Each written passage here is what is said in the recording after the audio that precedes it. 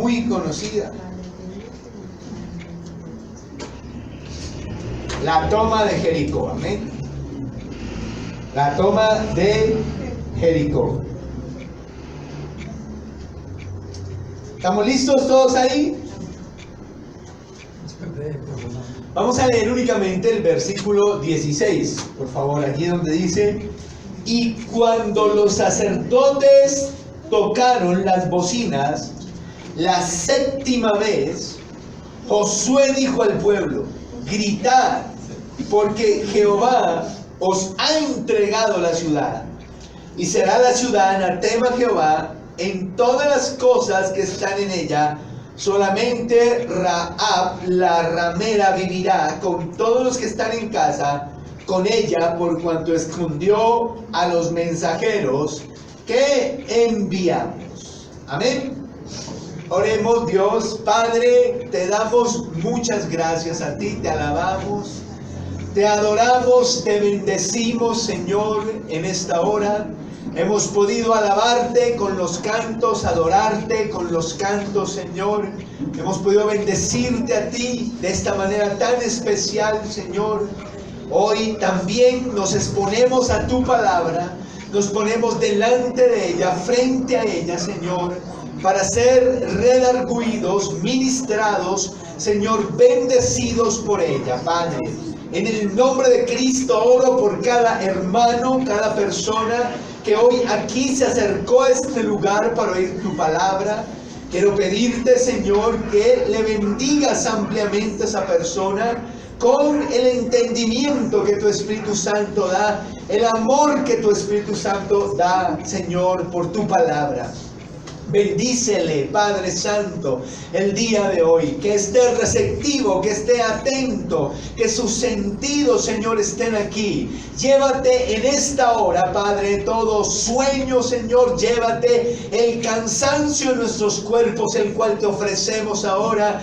Llévate la distracción y permítenos tener un momento, Señor, a tus pies, Padre Santo. Bendíceme a mí en esta hora, en el nombre de Jesús te lo pido, que yo pueda ser, Señor, un instrumento en tus manos para enseñar tu palabra, para entregar tu palabra, Señor, a tu pueblo esta noche. Gracias, Padre. Amén, Señor.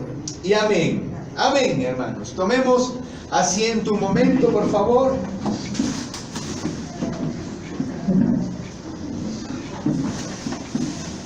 Amén. Vamos a estudiar esta noche bajo el título ¿Cómo derribar una muralla? ¿Cómo derribar una muralla? Fíjese que esa historia es bien conocida, ¿verdad? La toma de Jericó. La toma de Jericó, ¿no? Espero que la conozca, ¿cierto? Espero que se sepa la historia, porque así nos va a quedar más fácil, ¿no?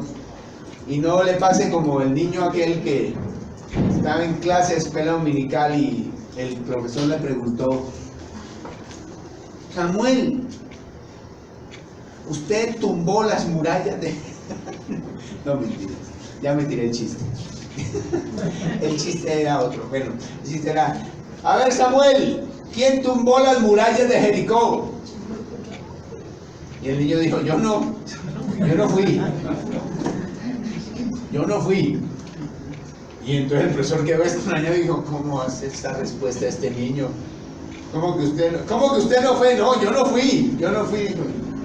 Entonces se fue allá preocupado y habló con los papás y le dijo: papás, es que estoy angustiado porque hoy le pregunté a Samuel que quién había tumbado las murallas de Jericó y me dijo que él no había sido. Y los papás le dijeron: ¿de verdad le dijo eso? Le dijo: sí. Pues profesor, si él dijo que él no fue, fue porque él no fue. Él no fue. Y entonces el profesor quedó peor, ¿no? Porque como hacer esto. Y entonces se fue el pastor y le dijo: pastor, mire lo que me pasó. Estaba en la clase y le pregunté a Samuel que quién había tumbado las murallas de Jericó y me dijo que él no había sido. Pero peor, fui donde los papás y le pregunté a los papás que quién había tumbado las murallas, que Samuel había dicho que él no había tumbado las murallas de Jericó. Y me dijeron que si él dijo que él no fue, fue porque él no fue. Entonces el pastor se quedó pensando y le dijo, pues hermano, usted sabe, Samuel puede ser todo lo cansón que usted quiera, todo lo travieso que usted quiera, pero si él dijo que él no tumbó esas murallas, fue porque él no tumbó esas murallas. Ya le dije ese asunto así. Entonces pasa si no se la sabe, ¿no? Pero nosotros sabemos que no fue Samuel el que tumbó las murallas de Jericó, ¿verdad? Lo que vamos a estudiar en este día. Esta es la primera ciudad a la cual se va a enfrentar el ejército de Israel para iniciar la conquista, la toma de la tierra prometida. Si usted ve en un mapa, Jericó queda en todo el centro, del medio de la mitad de la tierra prometida, en todo el centro, allí. Y tomar esa ciudad era estratégico, porque si tomaban esa ciudad iban a impedir cualquier alianza de los del norte con los del sur, porque los israelitas iban a estar ahí en medio, ¿verdad? De hecho, tal parece que ya había algunos refuerzos, ¿no? Que además de que esa ciudad estaba amurallada, fortificada. Yo estuve investigando un poquito acerca de lo que sea la arqueología sobre Jericó y eso, ¿no? Y parece que hubieron varias Jericó, ¿no? Construidas una encima de la otra, alguna destrucción hubo, entonces venían y edificaban sobre esa ciudad. Y tal parece, dicen los arqueólogos, que de esta Jericó, a la que se está refiriendo este texto de la Biblia, no hay vestigio, no hay vestigio. Es decir, dicen ellos, o no existió, o si existió la erosión o algo borró todo vestigio, pero no encontramos nada, dicen los arqueólogos, que se refiera a esta ciudad de Jericó, a la ciudad de Jericó, de la que habla la Escritura, ¿no? Lo digo porque a veces uno escucha predicación, enseñanza sobre este texto, y los hermanos que predican dicen que era una muralla de no sé cuántos metros y que era de doble muralla y eso. Puede ser que se esté refiriendo a las otras Jericó, que habían sido construidas, sobreedificadas antes que esta, pero según investigué sobre esta, la de Josué, la de esta conquista, no hay vestigio de ella allí. Lo cual no quiere decir que fue que no existió, no hay vestigio de ella. Algunos arqueólogos, como ya le dije, dicen, de pronto la erosión misma, o no sabemos qué ocurrió, ¿verdad? No nos dejó vestigio de ella, pero no se puede asegurar. Pero a nosotros no nos interesa. La Biblia dice que existió, ¿verdad? Y que allí había una ciudad que estaba amurallada. ¿Y qué cree? Dentro de esa ciudad no solo estaban los habitantes de Jericó y de sus alrededores, sino que había refuerzos ya. O sea, que ya había alguna coalición, ya había algún plan, alguna estrategia que los cananeos habían hecho para enfrentar al ejército israelita. Entonces, si usted viene conmigo un momento a Josué 24:11, allí podemos descubrir esto. Josué capítulo 24, versículo 11.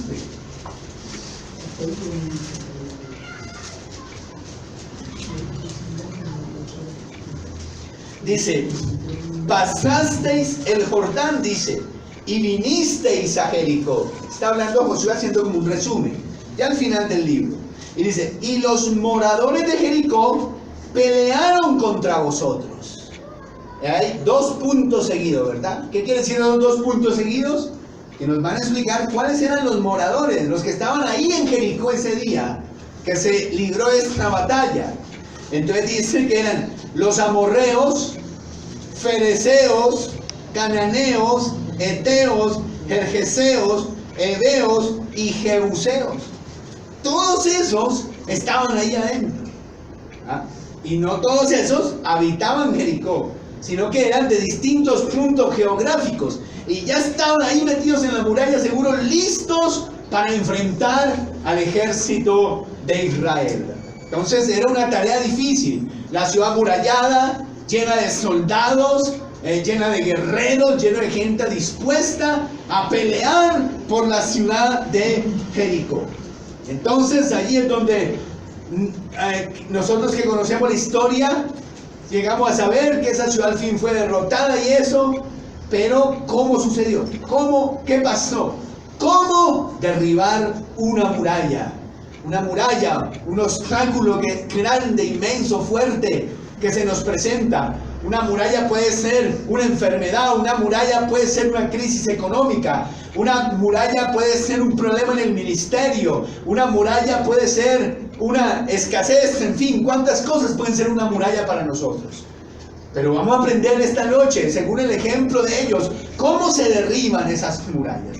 Cómo se derriba una muralla en nosotros mismos, digamos una muralla de pecado, un pecado fuerte que no nos puede dejar. ¿Cómo se derriba? Vamos a mirarlo entonces. Lo primero que nos damos cuenta de por qué ellos lograron derribar esa muralla es porque tenían un capitán con ellos. Tenían un capitán. No voy a olvidar Josué capítulo 5, versículo 13 al 15, que estudiamos hace 8 días precisamente. Cuando Josué está por allí en los alrededores de Jericó, tal vez estudiando Jericó, mirándola, haciendo un plan de guerra, un plan de batalla, y de pronto ve un hombre con una espada desenvainada cerca a él. Y Josué, muy valiente, se va contra él enseguida, va a enfrentarlo y le dice: ¿de quién eres? ¿Eres de ellos? ¿Eres de nosotros? Y él dice: no, vamos a mirar, no, mas como príncipe del ejército de Jehová ha venido. En otras palabras, ese ser le dice: no se confunda, yo he venido a tomar el control de este ejército. Yo soy el capitán de este ejército, yo soy el príncipe de este ejército. Ahora entienda, la clave de la victoria estaba en que Dios se encontraba con ellos, en que Dios era su capitán. Y mientras esté el Señor allí, que sea su capitán, mientras Dios esté de nuestra parte, mientras Dios esté en nuestro equipo, mientras Dios esté con nosotros, ya lo dijo el apóstol Pablo, ¿verdad? ¿Quién contra nosotros? Ciertamente. Cuando Pablo dice esas palabras, antes ha dicho algo que lo tiene que hacer meditar a uno. Él ha dicho: el que no escatimó ni a su propio hijo, ¿cómo no nos dará con él todas las cosas? Hace esa pregunta. Ahora póngase a pensar eso. ¿Qué tan cierto, qué verdadero es eso, verdad? Otra vez, el que no escatimó ni a su propio hijo, ¿cómo no nos dará con él todas las cosas? Esa reflexión tan profunda que hace Pablo. Dios nos dio a su hijo. ¿Y qué era su hijo? Pues lo más grande que él tenía, lo mejor que él tenía, por decirlo de alguna manera, lo más especial que él tenía. No lo dio. Ahora Pablo reflexiona y dice: ¿nos va a negar la salud? ¿Nos va a negar la provisión? Si nos dio a Jesús, lo más grande que él tenía, nos negará su protección, nos negará su respaldo. Así reflexiona Pablo. Es una bonita reflexión para nosotros esta noche, ¿no? Si de verdad tenemos fe en Jesús, en lo que Él hizo en la cruz del Calvario por nosotros, el miedo tiene que desaparecer. Porque la consecuencia es esa: si nos dieron a Jesús, el resto de cosas no nos van a ser negadas, ¿verdad? ¿Amén? Entonces, la clave de la victoria este día es que Dios estaba con ellos. El príncipe del ejército de Jehová, como vimos hace 8 días, Dios mismo estaba con ellos. Esa es la clave. Mire que he conocido una familia muy especial.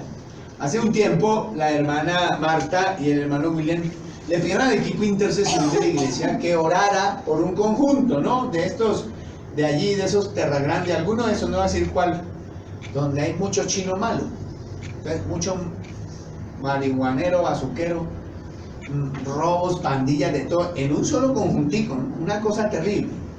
Entonces se pusieron a orar y para una hermana se enteró de una pareja que estaba teniendo una crisis, ¿sí? Y entonces le dijo a los hermanos que por qué no iban a orar allá, pero ella no sabía que aquí estábamos orando por su conjunto. Y entonces fueron allá y oraron por esa pareja, ¿cierto? Dios hizo un milagro tan grande. Yo no se los puedo contar, hermano, porque me parece que es violar como la intimidad de esa familia. Hacerlo. Ojalá algún día ellos nos lo cuenten aquí. Pero Dios hizo un milagro tan extraordinario, una sanidad tan extraordinaria, que bueno, lo deja uno impresionado, ¿no? De una de esas enfermedades que llaman incurable, esa que usted le dicen, usted tiene tal cosa y pierda la esperanza, ¿no? Pero Dios entró a esa familia y obró de una manera extraordinaria. Y entonces de ahí surgió un grupo de oración que se está haciendo porque cuando toda la familia ellos vieron eso, pues todos dijeron, bueno, y ve a ver si no, ¿cierto? Se convirtieron, digamos que se convirtieron, bueno, al menos empezaron a buscar de Dios. Entonces, listo, vamos a hacer un grupo. Entonces empezó a hacer un grupo, ahí se hace un grupo. Todas las semanas va unos hermanos de la iglesia y hacen un grupo ahí de oración. Todos nuevos. Nadie que no crea que yo conocía a Cristo antes, nada. Pura gente nueva, que al ver el milagro que había sucedido, cuando los hermanos fueron a orar con ellos y lo que pasó allá, se convirtieron. Entonces ayer yo fui a acompañarlos, a conocerlos, a hablar con ellos y eso. Y una parejita de ellos, de toda esa familia, una pareja, ya viene a la iglesia. Otros no queremos presionarlos, no, que caminen, no. Dios tiene su momento, ¿verdad? Pero hay una pareja que está bien. Y me dijeron, yo quiero que usted vaya a orar a mi casa. Yo dije, pues vamos, y la casa era ahí mismo. Entonces yo fui y empezaba a contarme, hermano, sus problemas, que hace año y medio estaba sin trabajo, tenía la casa embargada, el niño hospitalizado terrible, que para morirse el niño, mejor dicho, un niño de 4 años, no que saltote, pero como de 4 años para morirse el niño, una cosa tremenda. Y fue tan bello hablar con él, o sea, cómo el Señor, cómo esa convicción de que Dios está conmigo, de que ahora Dios está de mi parte, cómo le cambia la actitud, cómo le cambia la vida a una persona. Porque yo lo oía hablar y él me decía, yo era negativo, yo iba y porque he durado año y medio, voy a un trabajo, me rechazan, no consigo trabajo, a veces no tenemos que comer, y yo antes me encerraba, lloraba en el Face, ponía, ¿por qué Dios me castiga? Y ponía un poco de cosas, me decía el Señor, y yo no veía salida, me encerraba en el cuarto, me ponía a llorar, y solo hacía llorar y llorar de ver mi situación. Pero cuando aquí los hermanos empezaron a ir y empezaron a orar y a hablarnos de Dios, y eso, hermano, yo soy otro. Y yo le doy gracias a Dios, y yo salgo y me muevo y tengo fe. Todavía no he conseguido trabajo, pero estoy ahí, y ahora mi actitud es distinta. Y la esposa decía, sí, eso se acongojaba, se afligía, pero ahora yo estoy impresionada del cambio que ha tenido. Cómo la certeza de que Dios me respalda, Dios está conmigo, nos puede cambiar la actitud en la vida. ¿Ven? Y me contaron yo lo veo como un milagro, ¿verdad?, que Dios les hizo. Y se lo digo a usted porque mucha gente no sabe esto y eso. Y él me dijo, yo iba a perder la casa porque llevo año y medio sin pagar las cuotas. Y ya me tenían en juzgado, en remate, en no sé qué. Y entonces un día yo fui a hacer por un trasteo y un señor que vi aquí abajo me dijo, que es cristiano también, me dijo que él le había pasado lo mismo y que mirara entre los papeles de cuando él compró la casa una cláusula que decía que él tenía un codeudor. Y que ese codeudor se llamaba el Fondo Nacional de Garantías, que en caso que él quedara sin trabajo y que él no pudiera pagar, entonces el Fondo Nacional de Garantías entraba a hacer su codeudor y el Fondo Nacional de Garantías pagaba la deuda por él. Y el tipo que quedó así, ¿de verdad? Yo le digo, sí. Ahora que lleguemos a la casa le muestro. Y entonces él fue y le mostró y sí, en efecto. Y la obra de Dios, ¿ve? El tipo apenas vio eso, empezó, no sé qué tal, toda la cosa, se fue hasta el banco y le dijo al señor, es que usted no me puede quitar la casa a mí, porque, no, me dijo, y me puse a mirar el contrato y yo no vi nada de eso, pero saqué todos los papeles que me habían dado, y sí señor, en el pagaré que me había dado el banco, ahí había una cláusula que decía que donde yo quedara sin trabajo, que donde yo no pudiera pagar, estaba el Fondo Nacional de Garantías, que era mi codeudor, y que ellos pagaban por mí. Ya. ¿Usted sabía eso, hermano? Nadie lo sabe. Dice que entonces el tipo se fue al banco, a la vivienda. Se fue a la vivienda. No, no es para que sea conchudo, pague. Tiene que pagar, ¿o yo? Y fue y le dijo al del banco, es que usted no me puede quitar la casa porque mire que aquí dice que el fondo y le explicó todo. Y es que el asesor le dijo, mire, de todos los años que yo llevo trabajando aquí, de todo el tiempo que yo llevo trabajando aquí, es la primera persona que me sale con esto. Digo, sí, pero usted me tiene que responder porque ahí dice eso. Pues bueno, pero radicamos aquí, radica. Y el tipo se fue a la personería, le mostró al personero, fue a Bogotá, y Bogotá le dijo, no, tú quieras Soacha. Y es que le mostró que el personero de Soacha, el personero es que miraba así y decía, ¿verdad? Decía, sí, mira, ¿qué dice italiano? Es que el personero le dijo, vea, en todos los años que yo llevo aquí, yo no sabía esto, pero claro, venga, hacemos la carta, pasamos, redactamos para que usted le dé al juez y ellos le tienen que responder, porque si ahí dice le tienen que responder así. Y entonces el banco la ve a una casa de cobranzas, ¿sí? Y usted sabe cómo son las casas de cobranza, ¿no? A llamar todos los días, y entonces el tipo diciendo, a ver señorita, usted me está llamando a mí, pero usted me tiene que ir porque el Fondo Nacional de Garantía responde por mí. ¿Cómo así? ¿Cuál Fondo Nacional de Garantía? Le dijo la abogada. Me contaba el señor. Le dijo la abogada. ¿Cuál Fondo Nacional de Garantía? Sí, señora, le voy a leer lo que dice aquí mi pagaré. Y empezó a leerle. Y la abogada le dijo, ah, sí, eso yo ni lo sabía, señor. Y pum, le colgó. Y él volvió a llamar al otro día. Que yo llamo a saber cómo va mi cuenta. Le digo, no, es que usted no, su proceso está estancado porque usted lo respalda el Fondo Nacional de Garantías. Y iba a perder, me dijo, faltaba un mes para perder mi casa. Ahora, Dios a veces obra milagrosamente, pero a veces Dios obra en esas cosas. A mí me quitan la casa. Yo no tenía ni idea de eso hasta anoche, que él me lo contó. Así que llegue a su casa, busque el pagaré ese que le hicieron firmar, busque las escrituras y póngase a leer, porque de pronto ahí en la suya debe decirlo. Ya usted pues, más tranquilo. Yo sin trabajo o algo, Fondo Nacional de Garantías responde por mí.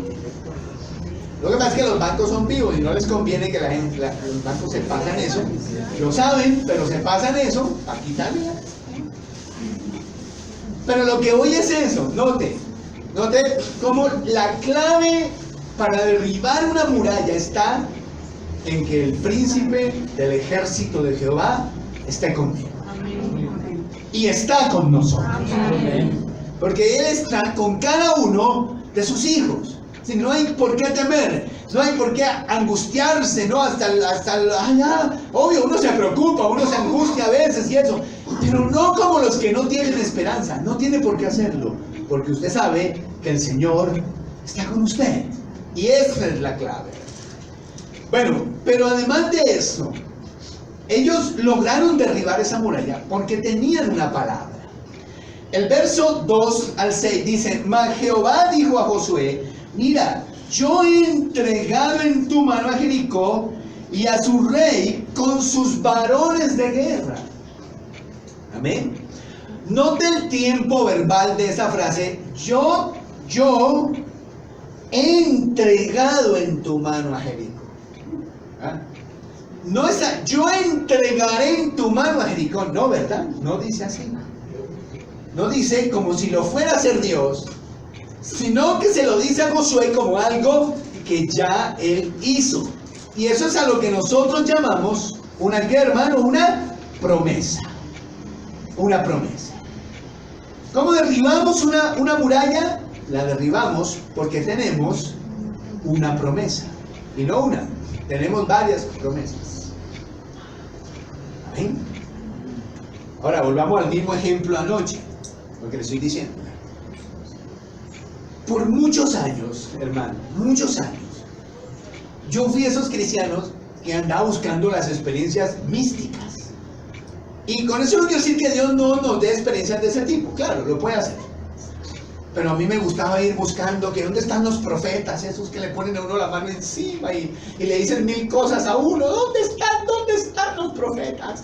Y yo me vivía averiguando qué señora Dios usaba, qué tipo Dios usaba en esas cosas, para que me pusiera la mano y me dijera mil cosas. Y me gustaba ir buscando en iglesia a ver dónde era que yo me caía y cosas así, ¿cierto? Porque estaba buscando ¿qué? Seguridad. Estaba buscando fortaleza. Y yo creía que en esas cosas era que las iba a hallar. Como mucho cristiano lo creo hoy día. Cuando yo aprendí sobre las promesas de la Biblia, que eso ya fue años después, cuando yo empecé a entender que en la Biblia había promesas, que yo no tenía que andar buscando profetas ni nada, sino solo mirar las promesas que estaban en la Escritura, las cosas que Dios me había prometido que estaban en la Escritura, eso desapareció en mí. Amén. Eso desapareció. Dios nos ha dado promesas. Dios nos ha dado palabras. Si los israelitas pudieron derribar esa muralla, es porque Dios les había dado una promesa, una palabra. Amén. Y si nosotros podemos hoy derribar alguna muralla en nuestra vida, en nuestra familia, en nuestro alrededor, es por lo mismo, porque Dios nos ha dado promesas. ¿Cómo nos sirve una promesa? ¿Cómo nos sirve tomar una promesa, leerla y adelantándome un poquito de lo que lo voy a decir a más adelante y creerla? ¿Cómo nos da fe eso? ¿Cómo nos da ánimo? ¿Cómo nos da esperanza eso? ¿Cómo nos renueva? ¿Cómo nos restaura una promesa del Señor que somos capaces de creer? En la cual nos paramos, nos basamos para hacer algo, para alcanzar algo, para emprender algo, para lograr algo. Anoche ese señor me decía ahí en esa casa, me decía, todas las noches ahora con mi esposa, y llevan un mes, 2 meses, hermano, conociendo a Cristo, desde que vieron el milagro ese que pasó. Nos sentamos aquí en la sala, todas las noches, leemos la Escritura juntos, y nos gusta hacerlo. La leemos, nos tomamos la mano, oramos, el poder de la palabra de Dios. Están parándose sobre las promesas del Señor. Y cuando uno hace eso, Dios empieza a hacer cosas como las hizo aquí en Josué 6 y como les estoy contando que las está haciendo ahí en esa casa. Amén. Amén. Amén. Entonces, no es que Dios no nos hable a través de un profeta de esos. Yo lo creo con todo mi corazón. O que Dios nos dé un sueño o una cosa así. Yo lo creo con mi corazón. ¿Sí? Que no hay que andar buscándolo ni pendiente a toda hora y que nada. No. ¿Sí? Pero yo más creo hoy día que aquí hay palabra, que aquí hay promesas sobre las cuales me puedo parar y en base a las cuales, o con base mejor en las cuales, puedo actuar. Y puedo moverme, y puedo vivir, y puedo luchar en la vida. Así se derriban murallas. Con esa certidumbre, con esa creencia en las palabras del Señor. Amén. Amén. Ahora, no solo eso, además de que tenían una promesa, una palabra, pero la palabra no solo era una promesa, sino también eran instrucciones. Y vamos a darle importancia a eso, porque miren cuál fue el plan. Dice ahí: rodearéis pues la ciudad, versículo 3, todos los hombres de guerra, yendo alrededor de la ciudad una vez, y esto haréis durante 6 días. Y 7 sacerdotes llevarán 7 bocinas de cuernos de carnero delante del arca, y el 7º día daréis 7 vueltas a la ciudad, y los sacerdotes sonarán las bocinas. Y cuando toquen prolongadamente el cuerno de carnero, así que oigáis el sonido de la bocina, todo el pueblo gritará a gran voz, y el muro de la ciudad caerá. Entonces subirá el pueblo, cada uno derecho hacia adelante. Llamando pues Josué, hijo de Nun, a los sacerdotes, les dijo, y les dice lo mismo que Dios acaba de hacer. Es decir, la palabra no solo consistía en una promesa, sino en un plan que ellos debían llevar a cabo. Y un plan que, como ya vamos a ver más adelante, ellos tenían que obedecer. Porque cuando hablamos de que ellos derribaron una muralla porque tenían una palabra, no solo se refiere a una promesa, sino se refiere a instrucciones de parte de Dios. Cosas puntuales y específicas que tenían que hacer si querían derribar esa muralla. Ahora, mire un detalle aquí en el verso 4. Los que leyeron el verso 4 con discernimiento, con atención, se dieron cuenta de una particularidad de ese versículo. ¿Cuál? ¿Cuál? ¿Cuál? ¿Cuál? ¿Nada? 7 sacerdotes, 7 bocinas. Eso. ¿Cuántas veces aparece el número 7 ahí? Parece. Miren lo que dice ahí, dice 7 bocinas, o sea 7 trompetas. Atento a eso. 1. ¿Qué más? Luego dice 7 sacerdotes. Luego dice allí al séptimo día. 3 7. Luego de eso dice al séptimo día. Luego dice, ¿qué más? Vamos. Luego dice 7 vueltas a la ciudad. 4 veces aparece el número 7. El 7 es el número de Dios en la escritura, si no lo sabía. 7 es el número de la perfección, de lo completo, de lo cabal en la Biblia. El número 7. Por eso aparece tanto el 7 allí, porque esa era la estrategia de Dios y esa era la perfecta estrategia de Dios. Era perfecta esa estrategia. Amén. Entonces, ellos derriban la muralla porque tienen un capitán. Dios está con ellos y esa es la clave. Entonces, Dios no está con todo el mundo. Dios está con sus hijos. Con ellos, pero no con todo el mundo. Con sus hijos. Número 2. Ellos derriban la muralla porque tienen una palabra. Una palabra quiere decir una promesa que tienen de parte de Dios, pero también tienen instrucciones que tienen que seguir y obedecer. Luego, número 3, ellos tienen obediencia. Si usted lee luego verso 8 hasta el verso 20 en su Biblia, se va a dar cuenta que ellos hicieron tal cual el Señor les había dicho. Lo que usted lee del verso 2 al 6 al 5, fue obedecido al pie de la letra. Y aquí a mí me llama mucho la atención lo siguiente: qué distintos son estos a los de Deuteronomio, a los de Números, a los de Éxodo. ¿Se acuerdan? Ya estudiamos toda esa historia, los que estuvieron conmigo ahí. Qué rebeldía de ellos, ¿verdad? Qué obstinación, qué desobediencia, qué cosa tan terrible esa gente. Y por eso les fue como les fue. Porque usted no puede esperar vivir en desobediencia y luego, no, mejor dicho, ¿no? Pero qué distinto. Ha notado desde Josué capítulo 1 lo que Dios les dice, así tal cual ellos lo hacen.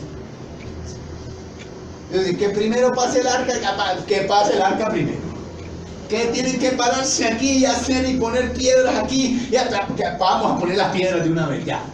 Una obediencia al hilo, perfecta, están teniendo ellos en este punto, ¿no? Y eso es importante, porque la obediencia indica fe. Usted obedece a Dios porque cree que lo que Dios dice es verdad, es lo mejor, es cierto, por eso obedece. El desobediente implícitamente está diciendo, no, Dios no tiene razón, yo lo hago mejor que él. Ese plan de Dios es raro, es sospechoso, a mí no me llama la atención ese plan de Dios. Yo tengo un plan mejor y es la mía, voy a hacer la mía aquí. ¿Por qué hace eso? No cree, no tiene fe. No tiene fe. Pero la fe obedece.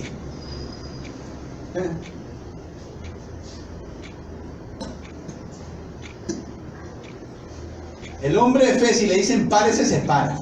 Y si le dicen siéntese, se sienta. Y si le dicen corra, corre. Y si le dicen ahora te esté quieto, se está quieto. Porque crea la palabra de quien da la orden cree en la persona que da la orden. Así funciona. ¿Sí me va a entender? Porque, y figura esa estrategia, es una estrategia loca, hermano. Cualquiera de nosotros hubiéramos dicho, no, vamos a sitiar esta ciudad, no vamos a dejar que nadie salga, que allá el hambre lo saca. Y aquí nos vamos a parar, y vamos a ver. Y además de eso vamos a pasar a construir una rampa, para subirnos allá a esas murallas.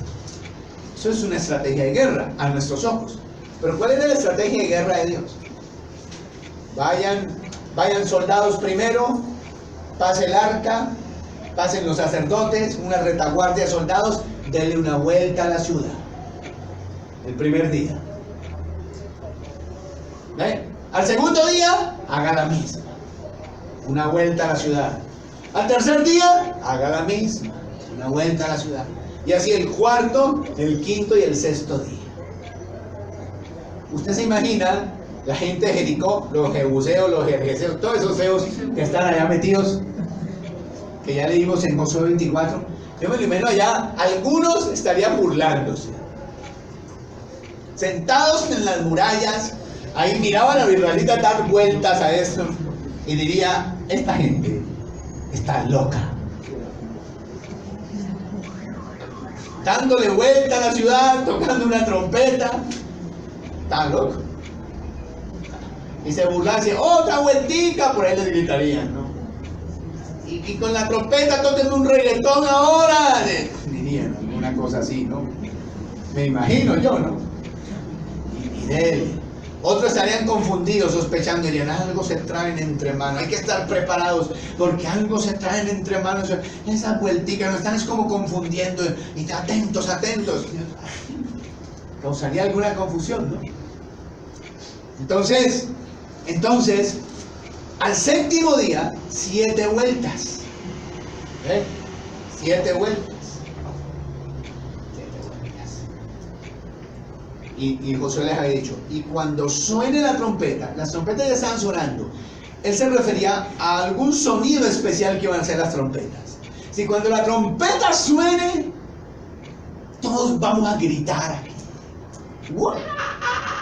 Bien así. Y las murallas se van a caer. Y Dios nos va a entregar la ciudad. Y así Dios nos entregará la ciudad. Y con una fe sencilla, ellos creyeron todo eso.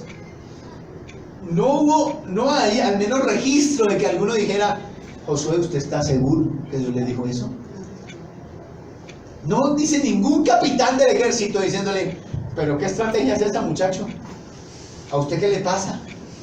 Con que vamos aquí a gritar como locas y que así Dios nos va a entregar la ciudad. No, ellos creyeron, sencillamente creyeron. Entonces, si Dios dice que es gritando, pues gritando le hacemos. Y agarraron y sonó la trompeta.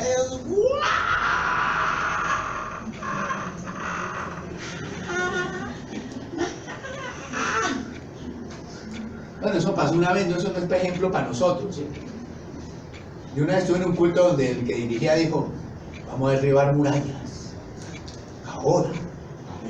Y cuando usted oiga que suenen la trompeta, sí, o sea, la flauta y todos los instrumentos de viento, dijo, todos vamos a gritar aquí y las murallas se van a caer. Y sí, señor, que se forme ese zamarrancho de ahí. Y sonó la flauta y sonó todo eso y el saxofón, todo eso, y todo el mundo agarró a gritar y ¡ah! Y Dios mío, hágase todo decentemente y con orden. Yo sí miraba eso y decía, ¿y esto sí será de Dios? ¿Cómo gritan de esa forma? Bueno, el caso fue que ese día la muralla se cayó. No toda la muralla se cayó.